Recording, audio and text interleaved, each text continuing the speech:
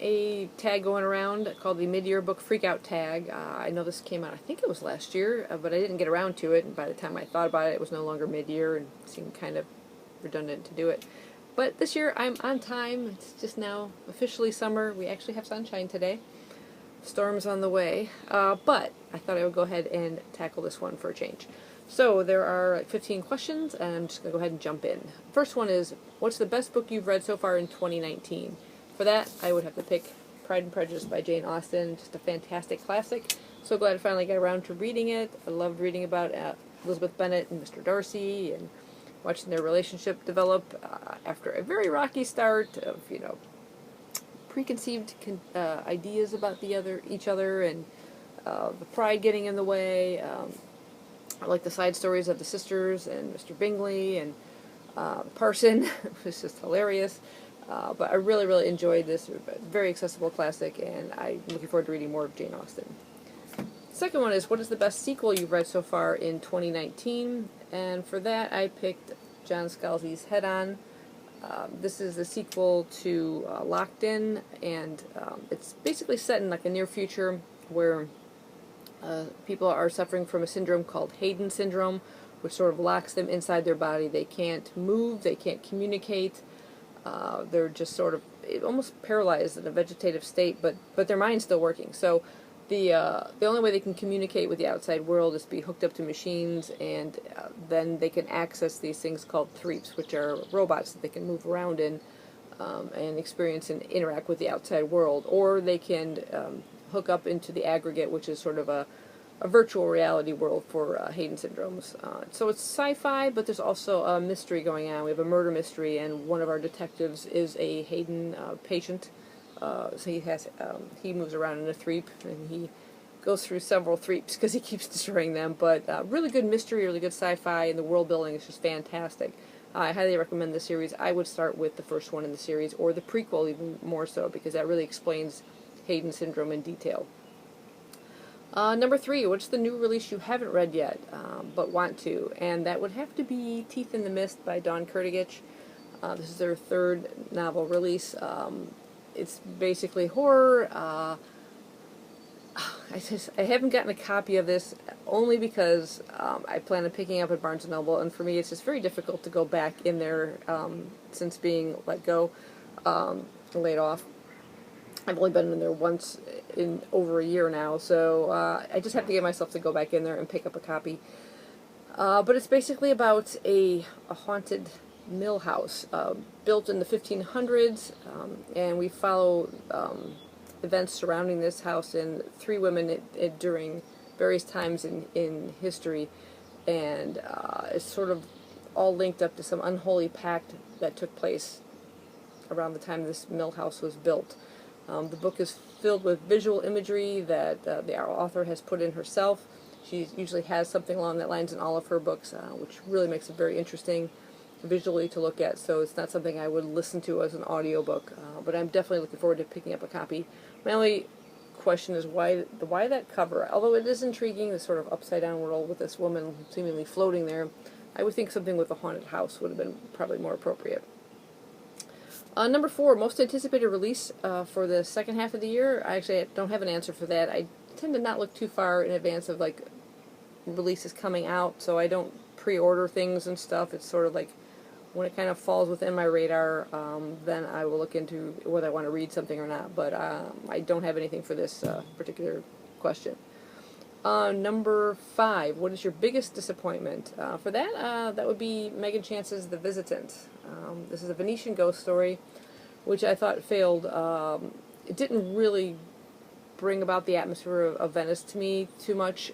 Most of the time we're just in this castle. We're not around Venice very much. And then the ghost story itself I thought was just a little too light. I wanted something much more ghostly, much more spooky. And I just didn't get those vibes, those creepy vibes that I was looking for. Number 6. What is the biggest surprise? For that, I picked The Promised Neverland. I'm sorry we're doing this. I don't have copies of these. This is a manga series by Kayu Shirai. It is about a what's the word I'm thinking of? An orphanage. Sorry, just blanked out.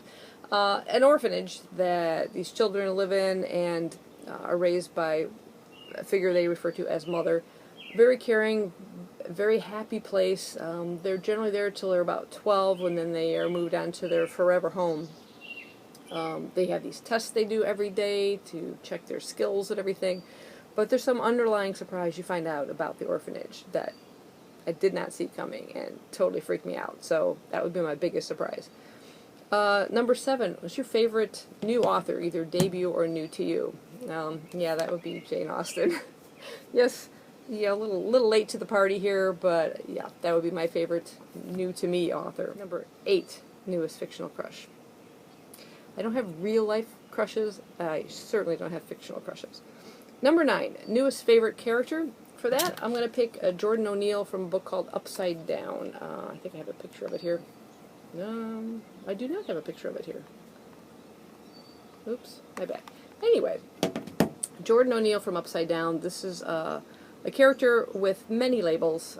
He is a book lover, introvert, a geek, gay, and now he's finding out that he may also be asexual. So it's about his coming realization of this new identity. How does it fit him? How does he fit it? It is just turning his whole world sort of upside down. And the character itself, his introvertedness, when he's in situations he's uncomfortable, he tends to babble. And the babbling is just hilarious. And occasionally, more than occasionally, quite often I should say, he drops the F-bomb at the worst situations. He's a librarian, so sometimes he drops an F-bomb there, and then the head librarian, gives him a talking to and stuff, but they're also kind of used to it, and he does it on the bus sometimes, when he has this relationship sort of developing with another man by the name of Hennessy. You see this relationship develop, and occasionally, again, when he's anxious or startled or surprised or just generally nervous, the F-bombs drop. And they were super funny. Number 10, book that made you cry. I can't honestly think of anything that actually made me cry, so I'm going to pass on that one. Number 11, book that made you happy. Again, that would be the book Upside Down. I'm going to get a picture of this. One moment. Okay, you can kind of see the picture of it. This book, Upside Down, is by N.R. Walker. And the reason it made me happy is to see a really good representation of the asexual identity. I myself am asexual, so to find it very well done, very informative book. It was not only enlightening, but funny, entertaining, and it just made me laugh overall. Like I said, the main character, Jordan O'Neill, is hilarious. The pacing of the book was fantastic, and it was just really sweet. If sometimes overly saccharine, I found myself surprised because as you watch this sort of gay relationship develop between Jordan and the other main character, Hennessy, the book is told from 2 different perspectives, so it switches back and forth. As you watch this relationship develop, particularly on the bus, they have an overlapping bus route. It's a bit of a short period of an overlap, but they make the most of it. And it was so wonderful to see, and the reactions of the people around them as they see these two, then their relationship developing, was very sweet. It saddens me in a way that I was almost waiting for the negativity, because you almost expect that in these days, the way people just out and out, bring down homophobic instances that occur, and I was almost anticipating it, and I was happy to not see it. I will tell you that it may be a little overly exaggerated sweetness, but I love that about the book, and I love the characters, and I just thoroughly enjoyed the representation and everything about this book, so I highly recommend it. Number 12, a favorite book to film adaptation you saw this year. I'll have to give a pass on that one. I don't even know if I've seen a movie this year. I don't get out to the theater as much as I used to. I kind of feel bad just kind of leaving Skippy. The times that I'm home and available, I just don't want to really go out and spend hours at the theater. I kind of just wait till it comes out on DVD or Netflix. Number 13, favorite review you've written this year or favorite video you've done this year. I'd have to go with video. In that case, I am picking Trigger Warning, which was just a reverse of my kind of ASMR video I did, where all the things that book lovers love, the sound of books, the touch, the smell, just flipping the pages, the texture. I did a reverse of all the negative things that book lovers cringe at, and I had a lot of fun doing that, like dog-earing pages and folding books backwards or cracking the spine. I love the comments down below. It was great. Number 14. What is the most beautiful book you've bought or received this year? This will be bought. This is one I saw at a used bookshop, and this is Sherlock, and it is a collection of, what is it, over 80 short stories, and it's collected by Otto Penzler. He does a lot of these collections. It's just a massive book with double bookmarks, and yeah, it's just solid, gorgeous. It just really appeals to me. So yeah, that would be that one.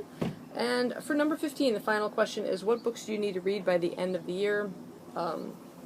There's so many on my TBR, but I don't have them planned as to specific times I want to read any of these. I mean, the most immediate one that I need to read before the end of the year is actually next month, which will be The Duke's Children by Anthony Trollope. This is the final book in the Palliser series. I'm still trying to work my way through the one prior to this, which I should have finished already, but I won't finish on time, I know, but I will definitely be reading this one next month. I also would like to read Early Riser by Jasper Fforde. This has been out a little bit now. Let's say 2018, yeah. So I'm not sure when in 2018 it came out, but it's nearly a year old anyway. And I really enjoy his books. I've read just about everything he's written, with the exception of this latest one, and I definitely want to pick this one up. I probably will be reading it on an e-reader because this is just really hard to hold on to. I mean, you've got no place to put your hand. It's clever, but not too well thought out. They should have put some kind of backing in here or something so your hand isn't pushing through the pages. It's hard to hold on to this book. And also, I'd like to read at least one nonfiction this year in Nonfiction November, and I've had this one for a while now too, so I definitely want to pick up Bruce Lee this year. This is A Life by Matthew Polly. Big Bruce Lee fan, anything martial arts I'm always interested in, and I would like to learn more about his backstory. Oops. So yeah, that is the mid-year book freakout tag. If you guys are booktubers, definitely try this tag. I'm not going to tag anybody specifically because I don't know who has done it or not. And if you aren't a booktuber, but you're a commenter, comment down below. What are some of your answers to some of these questions? What are you looking forward to? What's been your best book so far? Any recommendations you have? Hope you guys enjoyed this video, and thanks for watching. Bye-bye.